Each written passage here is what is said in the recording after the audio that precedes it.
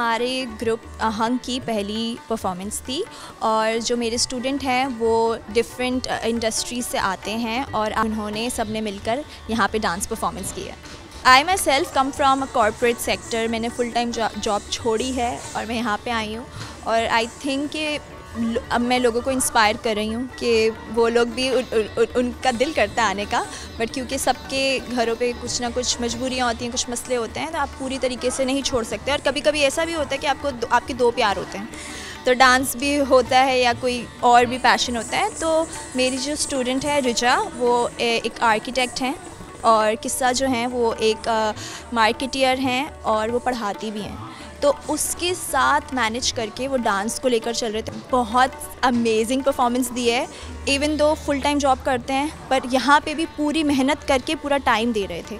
तो I think ये एक यूनिक बात है कि हमारे ग्रुप में अलग अलग लोग हैं, अलग अलग इंडस्ट्री से आके यहाँ पे एक यकजहता टाइप वो होते हैं ना। मैंने समझा था कि तू है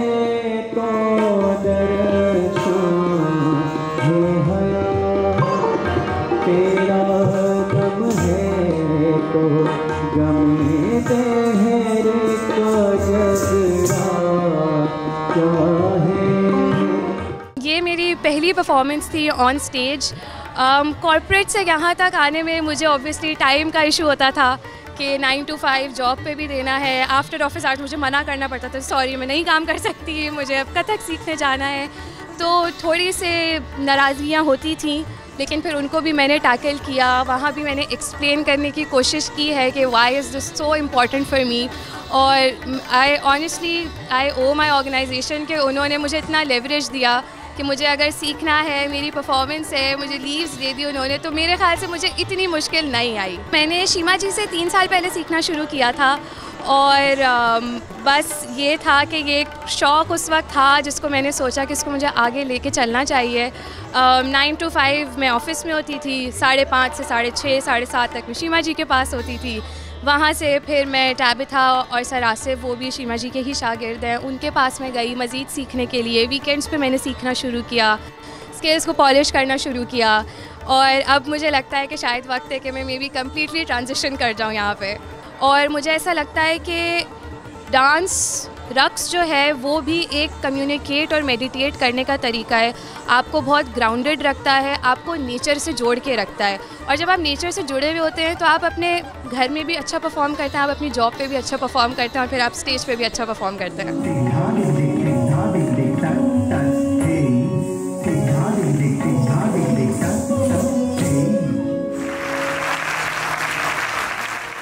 जयपुर घराना जो है हमारा, जो कि बहुत ही तलवारबाजी और रानियों और राजाओं से देखा जाता है। आप लोगों ने बहुत सारे एक्शंस हमारे देखे होंगे जो कि तलवारबाजी के थे।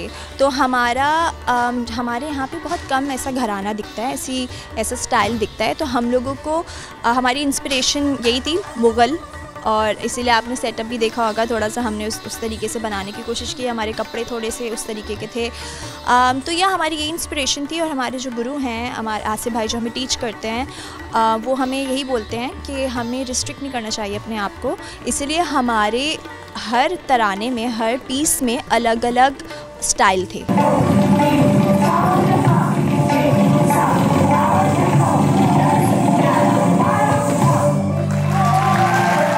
हमें कराची में, क्योंकि कराची में इस तरीके की अपॉर्चुनिटीज़ नहीं है डांसर्स के लिए और इस स्केल पे कभी काम नहीं होता कथक, और हमारा लड़कियों का इस तरीके से परफॉर्म करना बहुत कम होता है।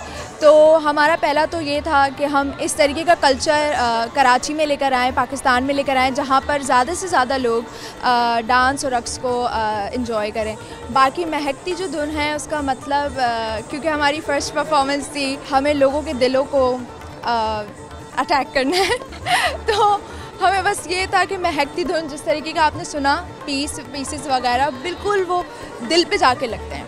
यंग जनरेशन हमेशा पॉप की तरफ जाती है हमारी, कभी कोई हमारे क्लासिकल डांस की तरफ नहीं आता। जो हमारा कल्चर है, जो इतने सदियों से चलता हुआ रहा है, उसको कोई एक्सेप्ट नहीं करता। So I really want after this कि people start practicing, people start doing this more. मुझे बचपन से, मैं बता रही हूँ ना, शौक है डांस का, लेकिन वो किसी ना किसी वजह से हो नहीं पाता था। Obviously acting is close to my heart, but this is something that kind of like मुझे एक तरीके से सुकून देता है। वो जो एक्टिंग में केओस है ना, वो मुझे यहाँ पर थोड़ा सुकून मिलता है। तो एक समझ ले, वो मेरा केओस है, ये मेरा सुकून है।